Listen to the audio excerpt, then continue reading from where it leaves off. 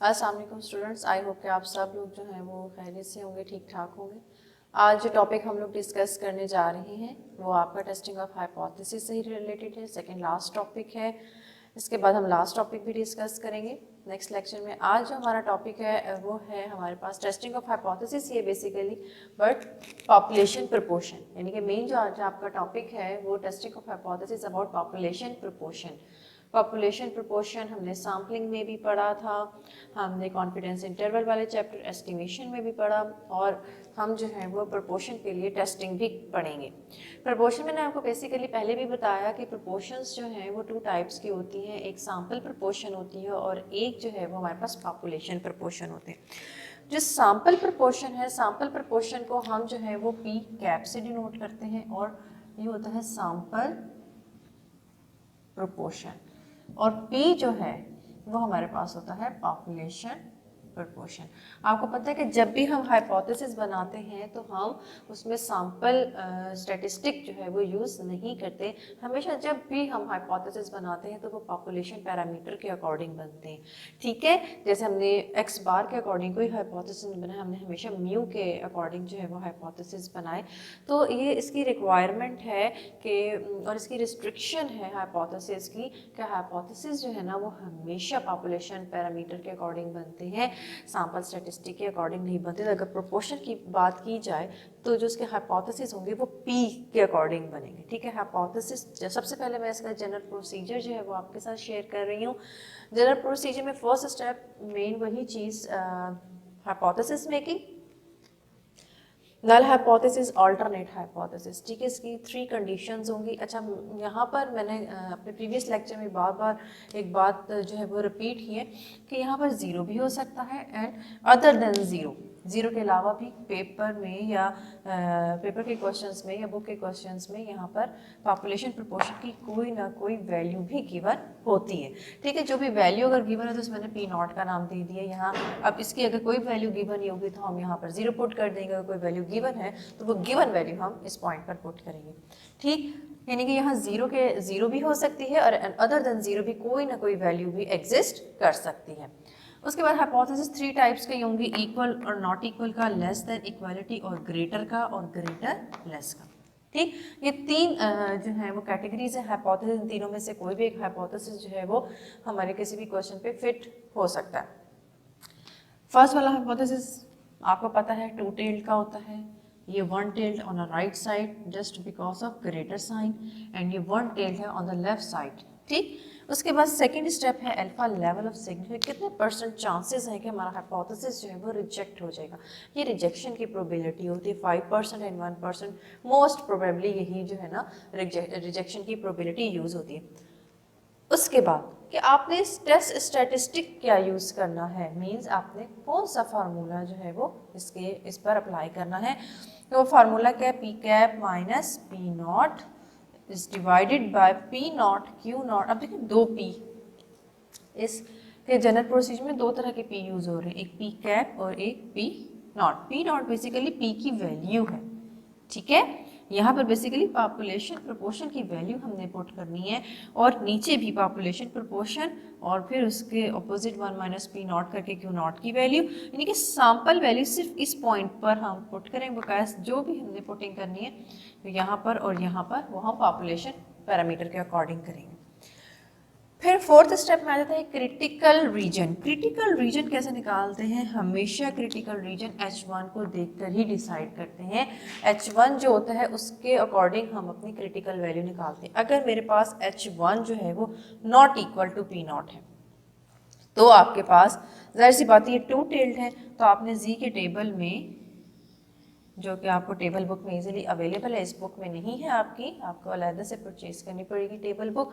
वहाँ से आपने जो है वो इसकी वैल्यू देखनी है। आपने क्या करना है, 0.05 को या 0.01 को 2 टेल्ड वाले कॉलम में देख के एक दफ़ा उस वैल्यू को माइनस साइन के साथ लिखना है और एक दफ़ा उस वैल्यू को प्लस साइन के साथ लिखना है।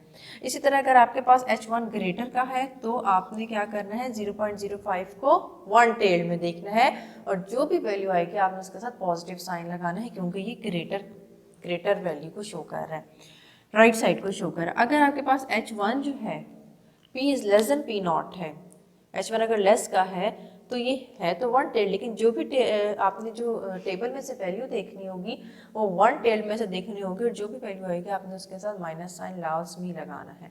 ठीक, ये तो हो गया आपका क्रिटिकल रीजन। उसके बाद आपने कंप्यूटेशन करनी है, इस फार्मूले में वैल्यूज पुट करनी है और जी के लिए एक कैलकुलेटेड वैल्यू फाइंड आउट कर देनी है।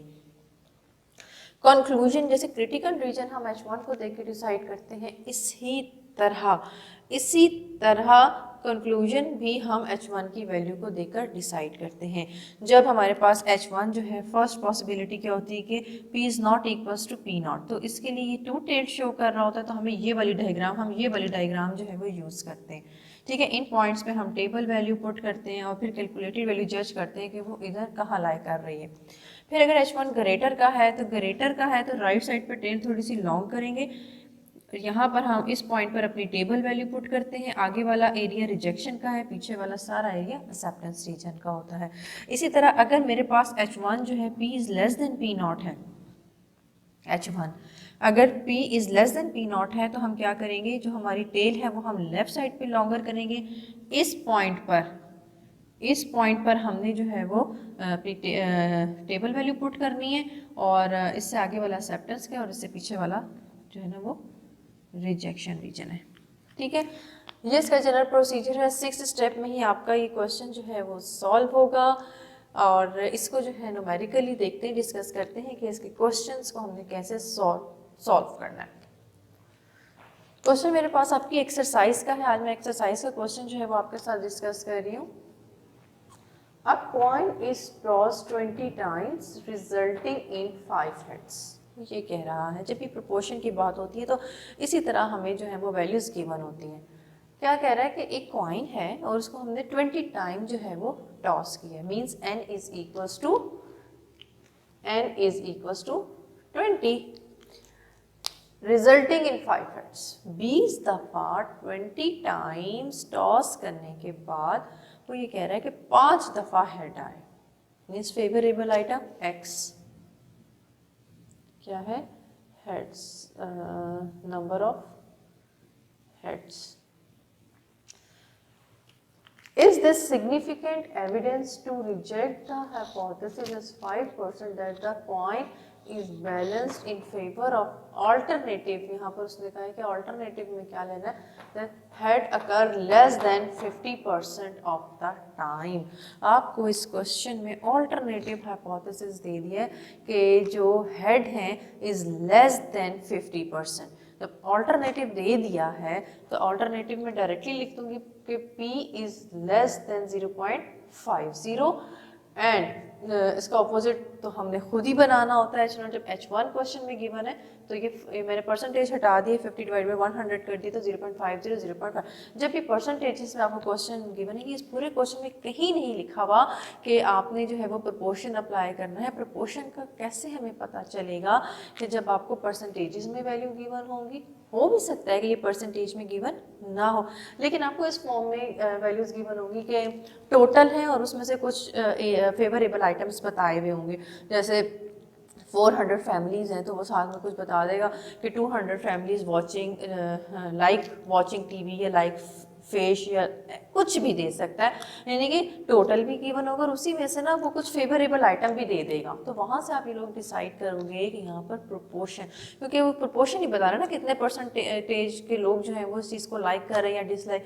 जैसे अब 20 टाइम्स मेरे पास टोटल टॉस है, नंबर ऑफ टॉसेज है, लेकिन उसमें उसने बता दिया फेवरेबल आइटम के हेड 5 दफ़ा आए। तो जब भी इस तरह का कोई क्वेश्चन हो तब आपने वहाँ पर प्रोपोर्शन अप्लाई करना, ज़रूरी नहीं कि डायरेक्टली आपको प्रोपोर्शन क्वेश्चन में गिवन हो। अच्छा, अब यहाँ से ये तो P कैप कैसे निकलेगा, x over small and 5/20 and that is equals to 0.25। यहाँ से P कैप आप लोगों ने निकाल लेना है। अच्छा, अब फर्स्ट स्टेप से शुरू करते हैं। H0 P is greater than, क्यों लिखा, क्योंकि यहाँ पर वो कह रहा है कि alternative that head occur less than 50%। Head occur less than 50% तो ये क्या होगा, one tailed on the left side, less है ना तो ये लेफ्ट साइड, और इसका ऑपोजिट हम खुद ही बनाएंगे H0 is not given in your question. Next second step, alpha is equals to 0.05। जी जो मीन्स के formula P cap minus P not divided by under root P not, क्यों not divide P not basically हमारे पास ये वाली value होगी। ठीक है, P नॉट है 0.50। तो क्यू नॉट कैसे हम लोग निकालेंगे, 1 माइनस पी नॉट करके, यानी कि 1 माइनस 0.50, तो ये भी 0.50 आ जाएगी। फिर क्रिटिकल वैल्यू, क्योंकि ये टू टेल टेस्ट नहीं है, one tail on left side यानी कि माइनस साइन के साथ आएगा, तो मैं क्या लिखूंगी, z is less than minus z alpha, minus z alpha 0.05 divide by 2 तो हमने करना ही नहीं, 0.05 का वन टेल्ड में देखेंगे इस टेबल में, और जो भी वैल्यू आएगी 1.645 आ रही है तो मैं उसके साथ माइनस साइन लगा दूंगी। उसके बाद फिफ्थ स्टेप में इस फार्मूले से आंसर निकालना है। सबसे पहले मैंने पी कैप निकाल लिया, पी कैप के बाद जो है पी नॉट और क्यू नॉट भी मैंने यहाँ निकाला हुआ है। मैंने इस फार्मूले में वैल्यूज पुट की और फाइनली जो मेरे पास जी की वैल्यू आई वो -2.236 आई। ठीक, -2.2 जनरल प्रोसीजर में मैंने आपको बताया था कि जब एच लेस वाला हो, जब लेस वाला हो तो लेफ्ट साइड पर जो है वो अपने टेल जो है वो लॉन्गर करनी होती है, और इस पॉइंट पर आपने जो है वो अपनी क्रिटिकल वैल्यू पुट कर दी और दरमियान में आ जाता है 0। जैसे पीछे वाला एरिया एक्सेप्टेंस का होता है, आउटर एरिया जो है वो हमारे पास रिजेक्शन का होता है। कहाँ एक्सेप्टेंस है कहाँ रिजेक्शन है ये भी आपने चीज़ें देखनी है। तो -2.236 जो है ना वो इस क्रिटिकल वैल्यू से आगे आएगी, मीन्स ये रिजेक्शन रीजन में लाई कर रही है, तो हम क्या लिख देंगे, रिजेक्ट एच नॉट। ठीक है, हमेशा जब भी प्रोपोर्शन के क्वेश्चंस होंगे तो उसमें कुछ परसेंटेजेस गिवन होंगी। ये मैंने जनरल प्रोसीजर बहुत डिटेल में, हर प्रोसीजर मैंने बहुत डिटेल में डिस्कस किया। और अच्छा यहाँ पर माइंड में ये आया कि यहाँ जी जो है क्यों लगा है, प्रोपोर्शन के जितने भी क्वेश्चंस होते हैं उसमें हम जी अप्लाई करते हैं, टी नहीं। जैसे पेयर्ड ऑब्जर्वेशंस में हमेशा टी अप्लाई होता है, ठीक है, तो प्रोपोर्शन के क्वेश्चंस में हमेशा जो है वो हम जी अप्लाई करते हैं। अच्छा, उसके बाद ये जनरल प्रोसीजर आपने बहुत डिटेल में देखना है, तभी आप एबल होंगे कि आप जो हैं कि इसके न्यूमेरिकल क्वेश्चंस को सॉल्व कर सकें। एक और क्वेश्चन जो है वो आपके एक्सरसाइज का डिस्कस कर लेते हैं।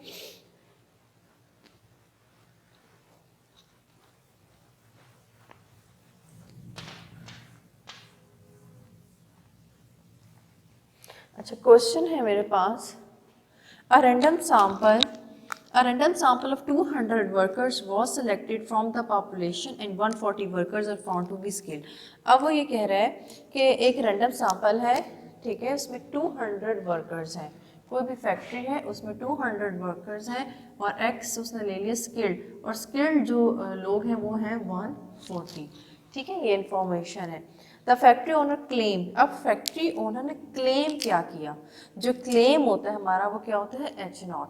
जो इनिशियल हम लोग क्लेम कर रहे होते हैं वो बेसिकली एच नॉट होता है, नल हाइपोथेसिस होता है। The factory owner claim that at least 80% of the worker were skilled. At least 80%, at least का साइन मैं आपको स्टार्टिंग के लेक्चर में बता चुकी हूँ। एट लीस्ट का ग्रेटर और इक्वालिटी के साथ आता है, एट मोस्ट का लेस के साथ आता है।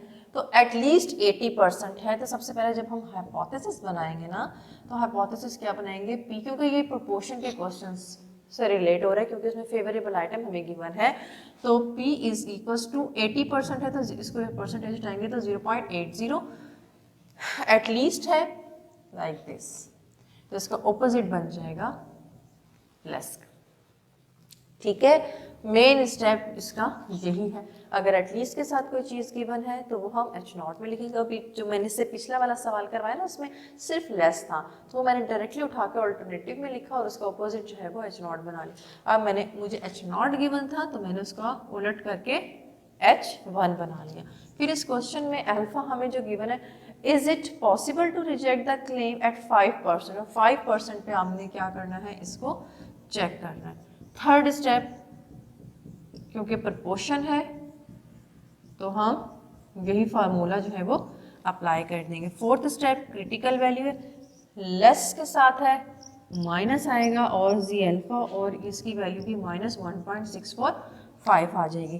फिफ्थ स्टेप कंप्यूटेशन का है, कंप्यूटेशन आपने क्या करनी है, 140/200 करना है, और ये हमारे पास आ जाएगी 0.7।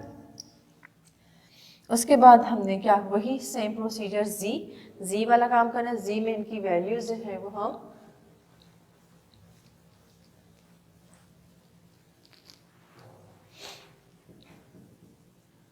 जी में हम क्या करेंगे, इनकी वैल्यूज पी कैट जो है वो मैंने 0.7 निकाल दी, पी नॉट जो कि हमें पी की वैल्यू गिवन होती है वो होती है, यहाँ नीचे भी मैं पुट करूँगी। क्यू नॉट कैसे निकालेंगे, 1 माइनस पी नॉट करके, और एन जो है वो 200 है। इस पूरे को हम जब सॉल्व करेंगे तो फाइनली जो है हमारे पास जो आंसर आएगा 3.534 माइनस 3.534। ये हमारा जो है वो 5th स्टेप हो गया। 6th स्टेप, क्यों, क्योंकि ये लेफ्ट साइड पर है, one tail on the left side, तो लेफ्ट साइड वाली टेल जो है वो हम H1 को देख के ही क्रिटिकल रीजन बनाना है और H1 को ही देख के कंक्लूजन बनाना है। तो लेफ्ट साइड पे है तो लेफ्ट साइड पे ही इसकी critical value table value put होगी, that is equal to minus 1.645। Calculated value यहाँ कहीं आ रही है रिजेक्शन रीजन में, तो हम क्या लिख देंगे, सिंपल रिजेक्ट H। बिल्कुल भी डिफिकल्ट इसके क्वेश्चंस नहीं है, आपने करने हैं। इसके अलावा आपकी एक्सरसाइज में एक और भी क्वेश्चन है, let X designate the defective parts produced by automatic machine from a randomly select sample of 50 parts and 10 are defective। अब इस क्वेश्चन में हमें क्या गिवन है, n जो है वो 50 है और x मीन फेवरेबल आइटम्स जो है वो 10 है। Let p be the true proportion of all the parts that are defective and test the hypothesis। इस क्वेश्चन में हमें क्लियरली हमें कुछ भी नहीं सोचना, उसने हमें क्या दे दिया है, उसने हमें जो हाइपोथेसिस इस क्वेश्चन में हमें गिवन है 0.01 और 0.1 सॉरी 10% इसका मतलब है, और नॉट इक्वल, यही अल्फा 0.05 ही लगेगा, फार्मूला भी ये लेगा। यहाँ पर ये चीज़ अल्फा पर एक दफ़ा माइनस साइन के साथ और एक दफ़ा टू टेल में, यानी कि आपने 0.05 का कहाँ देखना हो, क्योंकि टू टेल का क्वेश्चन है तो उस टेबल में टू टेल में, और वो आती है 1.96, एक दफ़ा माइनस साइन के साथ लिख देंगे और एक दफ़ा प्लस साइन के साथ। और जब टू टेल्ड है तो कंक्लूजन भी आपने यहाँ सबसे पहले फिर उसकी वैल्यूज को फाइंड आउट करना है, और जब टू टेल्ड है तो क्रिटिकल वैल्यू भी दो जगह पुट होगी लाइक दिस। फिर आपने देखना है कि आपकी कैलकुलेटेड वैल्यू कहाँ लाई कर रही है, अंदर आएगी तो एक्सेप्टेंस रीजन हो जाएगा और बाहर चली जाएगी तो रिजेक्शन रीजन हो जाएगा। ठीक है, आई होप कि आपको ये वाला लेक्चर जो है वो समझ में आया होगा। इंशाल्लाह नेक्स्ट लेक्चर में हम जो है वो हम नेक्स्ट टॉपिक करेंगे, होगा वो प्रोपोर्शन का ही, but differences between two proportion का प्रोसीजर पहले बताऊंगी और उसके बाद जो है उसके क्वेश्चंस करेंगे। उसके बाद जो है ना ये चैप्टर हमारा इंशाल्लाह नेक्स्ट लेक्चर में एंड हो जाएगा। आपने क्या करना है, इसकी एक्सरसाइज में अगर अभी कुछ क्वेश्चन अपने नहीं ट्राई किए तो उसको ट्राई करें, क्योंकि इसके बाद हम नेक्स्ट चैप्टर की तरफ मूव कर जाएंगे। तो अगर इसकी एक्सरसाइज कंप्लीट होगी तो आप लोगों को भी तसल्ली होगी, मुझे भी होगा कि चलें आप लोगों ने कुछ तो अटैम्प्ट किया है। ठीक है, इंशाल्लाह नेक्स्ट लेक्चर में मिलते हैं। अल्लाह हाफ़िज़।